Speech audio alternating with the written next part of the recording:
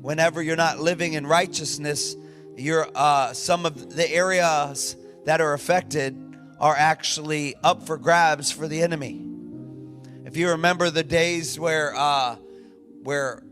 Gideon was hiding and he was threshing wheat in the winepress, which is not the place you thresh wheat, obviously. The whole point of that is that he was hiding, trying to keep his little bit of harvest from being stolen by the enemy, because every time he was open for the enemy's attacks, they were open for the enemy's attacks, and an angel comes and visits him. He takes his staff and puts it on the offering, and it catches on fire. Could you imagine being that kind?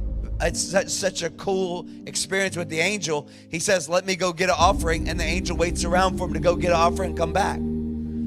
He puts it on the altar, and the angel puts a staff on it, and the whole offering just catches on fire and is consumed. But he says, you're a mighty man of valor. Now, have you ever felt like a mighty man of valor, or been called a mighty man of valor in the middle of hiding from the enemy?